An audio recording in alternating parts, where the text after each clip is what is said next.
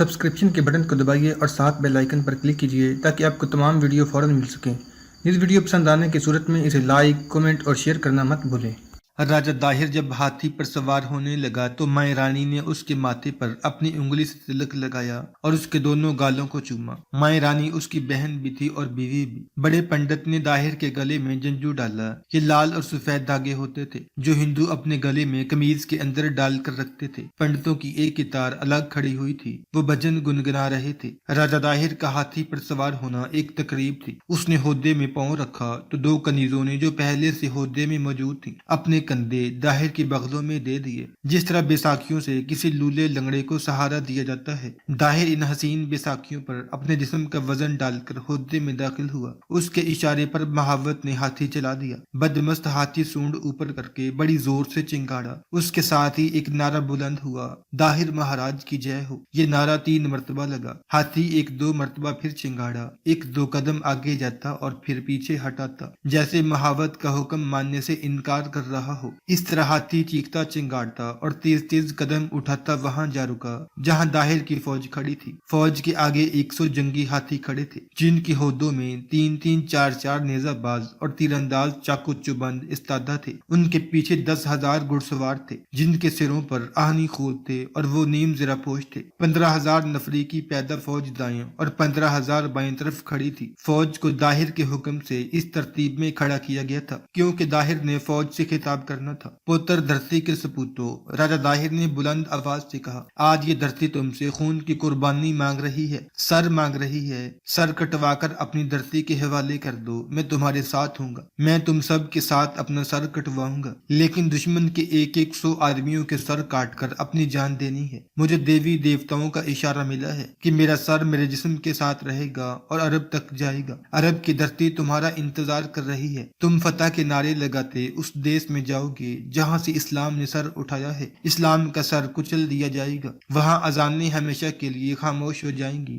وہاں سنکھ بجیں گے، مندروں کی گھنٹے بجیں گے۔ دھرتی ماتا کی جے ہو، داہر مہاراج کی جے ہو۔ راجہ داہر کی آواز جے کاروں میں دب گئی اور وہ خاموش ہو گیا۔ دلوں سے یہ خوف نکال دو کہ مسلمان بہت بہادر ہیں۔ راجہ داہر نے ہاتھ اوپر کر کے فوج کو خاموش کرایا اور پہلے سے زیادہ بلند آواز سے بولا، یہ مت سوچو کہ انہوں نے راجکمار جیسینا کے لشکر کو کاٹ دیا ہے۔ یہ بھی مت سوچو کہ انہوں نے ہمارے بہت سے قلعے بھی فتح کر لیے ہیں۔ انہوں نے یہ فتح بدھوں کی مدد سے حاصل کی ہے۔ یہ بدھوں کی غداری ہے۔ مسلمان اس نشے میں دریا پار کر آئے ہیں کہ وہ آگے بڑھتے آئیں گے اور ہم ان کے آگے بھاگتے جائیں گے۔ میں نے خود انہیں یہاں تک آنے دیا ہے۔ اب وہ دریا کی پار زندہ نہیں جا سکیں گے۔ اب ہم دریا کے پار جائیں گے، پھر ہم انہیں کی کشتیوں اور جہازوں میں سمندر پار جائیں گے۔ یہ سوچ لو کہ تم نے جان کی بازی نہ لگائی اور مسلمانوں کا خوف اپنے دلوں پر سوار رکھا تو تمہاری جوان بیٹیاں، بہنیں اور بیویاں مسلمانوں کی لونڈیاں بنیں گی۔ تمہارے مال و اموال، زیور اور رقمیں مسلمان لوٹ لیں گے۔ تمہارے مویشی اور تمہاری گائیں مسلمانوں کے ہاتھوں ذبح ہوں گی اور وہ انہیں کھائیں گے۔ کیا تم گو ماتا کی یہ بے حرمتی برداشت کر لو گے؟ نہیں نہیں، فوج سے شور اٹھا، گو ماتا کا اتیاچار نہیں ہونے دیں گے۔ تاریخوں کے مطابق داہر نے اپنے لشکر کے خون کو گرما دیا، انہیں دیوتاؤں کی قہر سے ڈرایا اور انہیں دیوتاؤں کی خوشنودی اور انعامات کے سبز باغ دکھائے۔ اس نے گزشتہ رات اپنی فوج کے حاکموں کو بلا کر احکام دیے تھے۔ ان کے اور اپنے وزیروں اور مشیروں سے بھی مشورے بھی لیے تھے۔ اس کے مشیروں میں محمد حارث الافی بھی تھا جسے داہر اپنا مخلص دوست اور عقلمند مشیر سمجھتا تھا، لیکن الافیوں کے اس سردار کی وفاداری عرب اور اسلام کے ساتھ تھی۔ اگر اس وقت خلافت بنو امیہ کی نہ ہوتی تو یہ 500 عرب مکران میں نہ ہوتے۔ راجہ داہر نے اپنے فوجی کمانڈروں کو یہ احکام دیے تھے کہ اپنے لشکر کو چھوٹے چھوٹے حصوں میں تقسیم کر کے ایک دوسرے سے دور رکھنا ہے۔ اس نے سوچا یہ تھا کہ مسلمانوں کی فوج بھی اسی کی فوج کے ہر حصے سے لڑنے کے لیے حصوں میں بکھر جائے گی، پھر ظاہر کی فوج کے 2-3 بڑے حصے یکجا ہو کر مسلمانوں پر پہلوؤں سے یا عقب سے حملہ کر دیں گے، انہیں بکھیر کر مارنا ہے۔ داہر نے کہا تھا، آمنے سامنے کی جنگ اس وقت شروع ہوگی جب عربی فوج تھک کر چور ہو چکی ہوگی اور اس کی بہت سی نفری زخمی اور ہلاک ہو چکی ہوگی۔ میاں چاند نظر آتے ہی جیور کی طرف پیش قدمی ہوگی، لیکن عربوں پر 2 سوار اور 1 پیادہ دستے سے حملہ ہوگا۔ یہ دستے پیچھے ہٹتے آئیں گے، پھر ایک اور دستہ ایک اور طرف سے حملہ کرے گا۔ داہر نے اپنے سالاروں کو یہ منصوبہ اور یہ طرز جنگ رات کو ہی ذہن نشین کرا دیا۔ صبح جب وہ اپنے لشکر کا حوصلہ جوشیلے اور جذباتی الفاظ سے بڑھا رہا تھا، اس کے فوراً بعد اس نے دستوں کو منصوبے کے مطابق تقسیم کرنا اور 2 سواروں اور 1 پیادہ دستے کو جوڑ کی طرف جانے کا حکم دینا تھا، جہاں اس کے بیٹے جیسانا کی لڑائی محمد بن قاسم کے چند 1 دستوں کے ساتھ ہوئی تھی۔ داہر کو مخبروں نے اطلاع دی تھی کہ مسلمان فوج ابھی وہیں ہے اور اس کی پیش قدمی کی کوئی آثار نظر نہیں آتے۔ راجہ داہر نے مورخوں کے مطابق ان الفاظ پر اپنا خطاب ختم کیا: اسلام میری زندگی میں سندھ میں داخل نہیں ہوگا۔ اگر ہم نے اس مذہب کو یہیں نہیں روکا تو یہ سارے ہندوستان میں پھیلے گا اور اس پاپ کا قہر ہمارے بچوں پر گرے گا۔ ہم مر جائیں گے تو ہمیں کتوں اور چوہوں کے روپ میں دوسرا جنم ملے گا۔ اس کے بعد اس نے دستوں کو منصوبے کے مطابق تقسیم ہونے کا حکم دیا۔ دستے تقسیم ہو چکے تو انہیں اپنے اپنے علاقے میں جانے کو کہا گیا۔ دستے جا رہے تھے کہ ایک شتر سوار اونٹ کو دوڑاتا آ رہا تھا اور راجہ داہر کے ہاتھی کے قریب جا رکا۔ عربی فوج وہاں سے آگے آ گئی ہے، شتر سوار نے کہا، اور یہاں سے کچھ دور رک گئی ہے۔ بتایا جا چکا ہے کہ محمد بن قاسم کو ایک جاسوس نے اطلاع دی تھی کہ داہر کی فوج تیاری کی حالت میں راوڑ کے قریب جمع ہو رہی ہے۔ محمد بن قاسم نے اسلام کے فن حرب و ضرب کے اصولوں کے مطابق دشمن کو تیاری کی حالت میں دبوچنے کے لیے رات ہی رات اپنی فوج کو تیار کیا اور سحری ختم ہونے سے پہلے پیش قدمی کا حکم دے دیا۔ پیش قدمی بہت تیز تھی، اتنی تیز کہ دن کے پچھلے پہر تک محمد بن قاسم کا لشکر راوڑ سے تقریباً 4 میل دور تک پہنچ گیا تھا۔ اس سے داہر کو یہ نقصان اٹھانا پڑا کہ اس کا منصوبہ تقریباً بیکار ہو گیا۔ پھر بھی داہر نے اپنے دستوں کو جہاں تک ممکن ہو سکا تقسیم کر کے اپنے اپنے علاقے میں بھیج دیا۔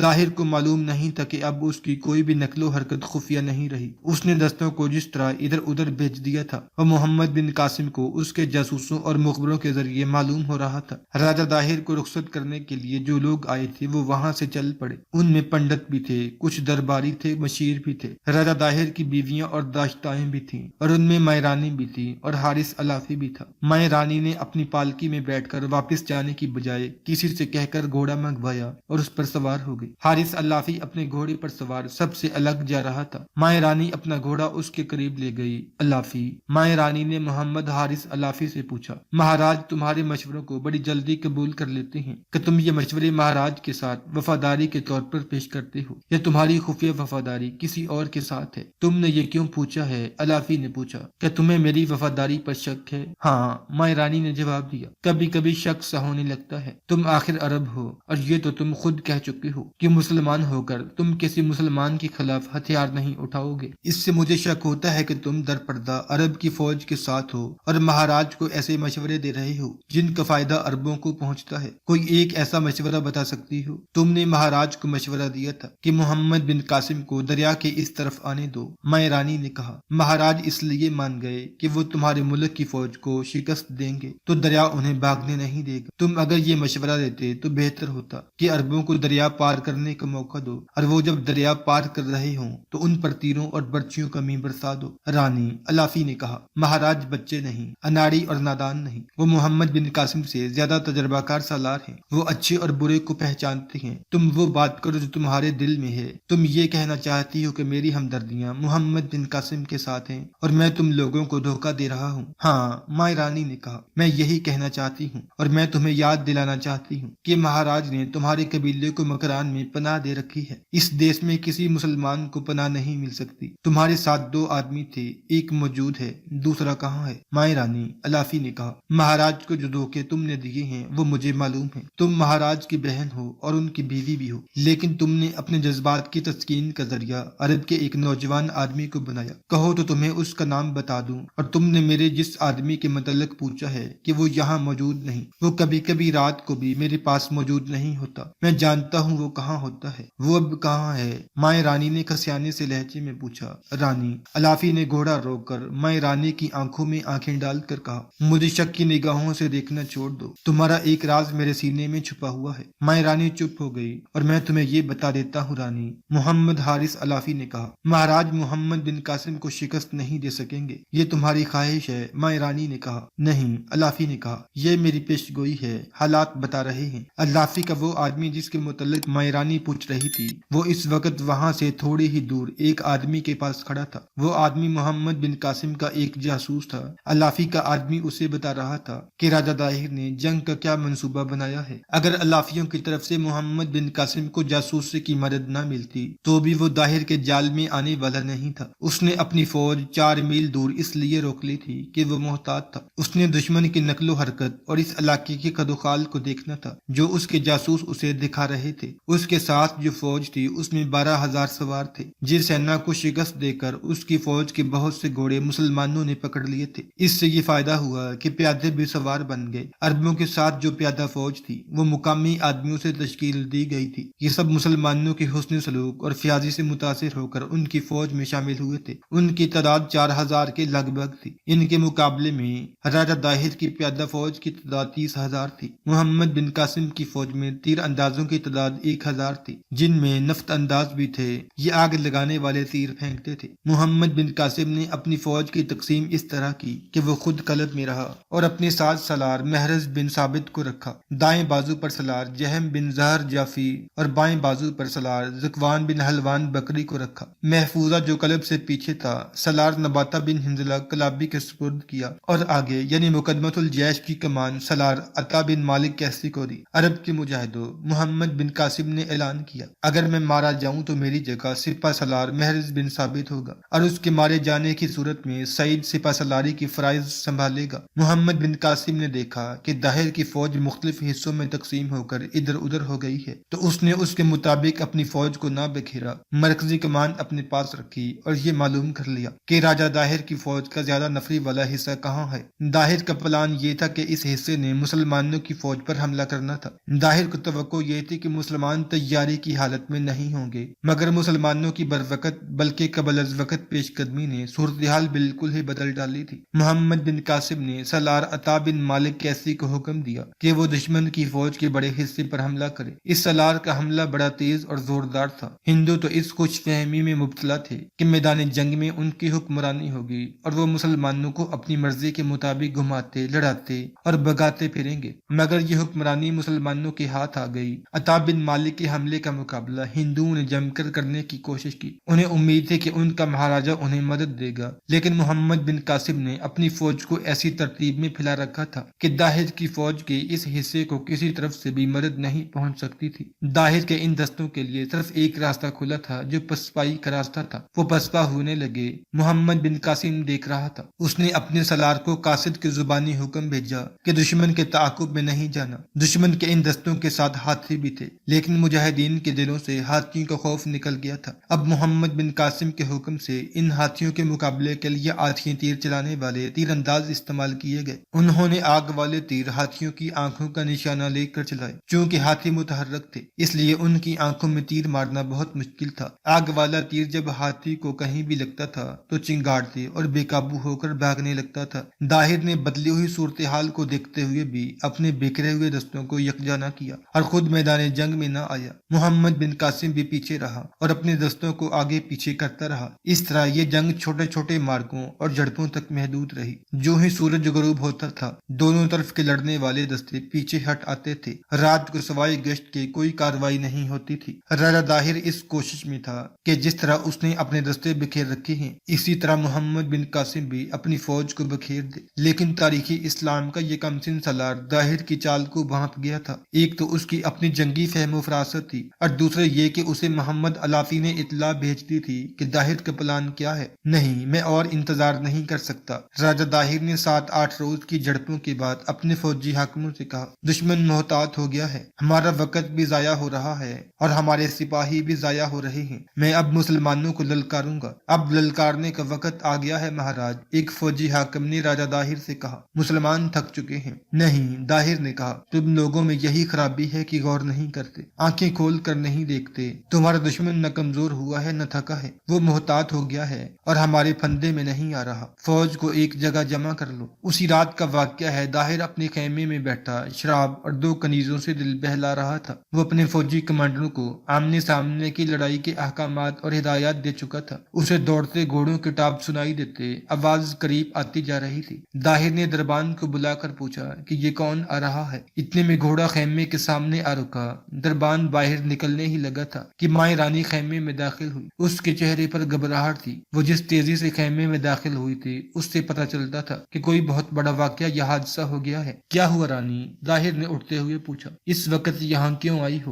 رانی خیمے کے وسط میں رک گئی تھی۔ اس نے کنیزوں کو دیکھ کر سر کا اشارہ کیا۔ دونوں باہر نکل گئیں۔ دربان پہلے ہی باہر جا چکا تھا۔ رانی نے ظاہر کے قریب جا کر اس کے دونوں ہاتھ اپنے ہاتھوں میں پکڑ لیے۔ مہاراج، اس نے گھبراہٹ سے کانپتی ہوئی آواز میں کہا، لڑائی میں نہ جانا، پیچھے رہ کر حکم دیتے رہنا۔ کیا کہہ رہی ہو رانی؟ ظاہر نے غصیلی آواز میں پوچھا۔ اگر میں آپ کی صرف بیوی ہوتی تو ایسی بات کبھی نہ کہتی۔ مائیں رانی نے رندھیائی ہوئی آواز میں کہا، میں آپ کی بہن ہوں۔ بہن اپنے بھائی کو؟ نہیں نہیں، ایسا نہیں ہوگا۔ اوہ رانی، ظاہر نے رانی کو گلے لگا کر کہا، تم کوئی ڈراؤنا خواب دیکھائی ہو۔ اس نے شراب کا پیالہ اٹھا کر رانی کی طرف بڑھایا۔ یہ پی لو، دل مضبوط ہو جائے گا۔ مائیں رانی نے پیالے پر ہاتھ مارا۔ پیالہ ظاہر کے ہاتھ سے چھوٹ کر فرش پر جا پڑا۔ مجھے شراب نہیں بہلا سکتی، مائیں رانی نے کہا۔ آپ لڑائی میں شامل نہ ہوں۔ میں نے بہت برا خواب دیکھا ہے۔ آپ پانی میں ڈوب جاتے ہیں، میں آپ کو زندہ نکالنے کے لیے آگے بڑھتی ہوں تو ہمارے اپنے آدمی آپ کی گردن کاٹ کر سر تن سے جدا کر دیتے ہیں۔ مائیں رانی چپ ہو گئی اور یوں خلا میں ٹکٹکی باندھ کر دیکھنے لگی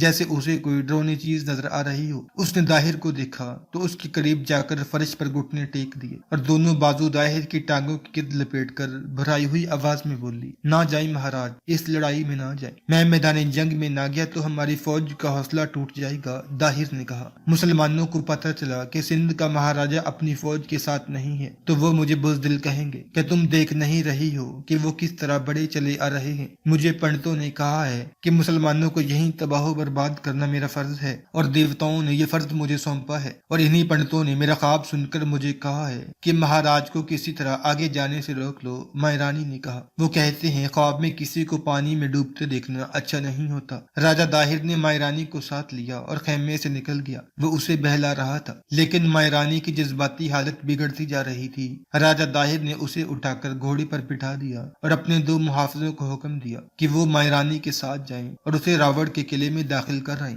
9 رمضان المبارک 93 ہجری کی صبح راجہ ظاہر کی فوج میدان میں لڑائی کی ترتیب میں کھڑی تھی۔ 100 جنگی ہاتھی فوج کے آگے کھڑے تھے۔ ان کے پیچھے راجہ ظاہر اپنی فوج کے 2 ہیکل ہاتھی پر ہودے میں کھڑا تھا۔ اس کے قریب اس کا بیٹا جے سنا گھوڑے پر سوار تھا۔ ہاتھی بدمست تھے، چنگاڑ رہے تھے، 1-2 قدم آگے ہوتے پھر پیچھے ہٹ جاتے تھے۔ یہ ان کی بے چینی اور بے قراری کا اظہار تھا۔ یوں لگتا تھا جیسے ان ہاتھیوں کو بھی احساس تھا کہ مسلمان ان کے دشمن ہیں۔ ان کے ہودوں میں نیزہ باز اور تیر انداز کھڑے تھے۔ محمد بن قاسم اپنی فوج کو ظاہر کی فوج کے سامنے لے گیا۔ اس نے اپنے سالاروں اور نائب سالاروں کو اس طرح کمان دی کہ ابو ماہر ہمدانی کو آگے ہاتھیوں کے سامنے رکھا۔ اس کی کمان میں جو دستے دیے گئے ان میں تمام مجاہدین پوری فوج میں سے چنے ہوئے نڈر اور تجربہ کار تھے اور وہ ہاتھیوں کے مقابلے کا تجربہ رکھتے تھے۔ مخارق بن کعب راسی، مسعود بن اشری کلبی، سلمان ازدی اور زیاد بن جلیدی ازدی کو محمد بن قاسم نے اپنے ساتھ قدم میں رکھا۔